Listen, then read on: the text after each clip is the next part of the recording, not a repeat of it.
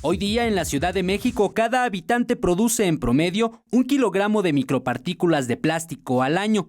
Esto significa que al abrir el grifo del agua, el 80% de ella contenga dicho material que representa un riesgo no solo para la salud, sino para el ambiente.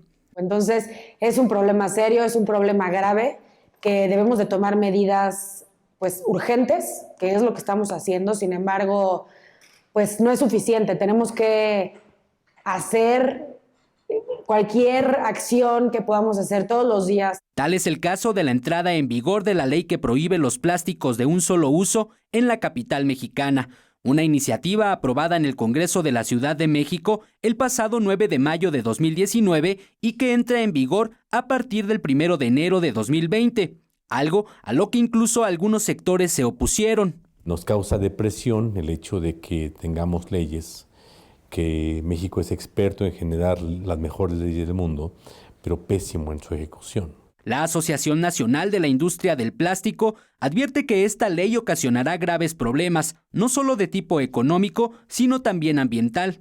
Porque hoy la manera de contener los residuos en tu casa, en la mía, es a través de las bolsas de plástico.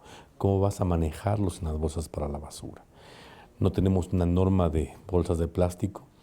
A nivel es Ciudad de México. En contraparte, para quienes impulsaron desde el Congreso de la Ciudad la ley que prohíbe los plásticos, resulta necesario anteponer el interés general por encima de los particulares. Me gustaría que hicieran conciencia del daño que están provocando estos materiales, de que nada nos va a servir tener toda la economía si no vamos a tener un lugar en donde vivir. Para los industriales, la solución no radica solamente en la creación de leyes que prohíban el uso del plástico, sino en la generación de acciones aplicadas en conjunto con quienes hacen uso de los materiales. Sin embargo, al no ser las leyes retroactivas, la industria del plástico asegura que se ajustará a lo que mandata la nueva ley, no sin antes advertir que el uso de este material va más allá de una simple bolsa, pues aseguran el plástico está presente en muchas otras aplicaciones de la vida diaria, como en los automóviles, la telefonía celular e incluso la medicina.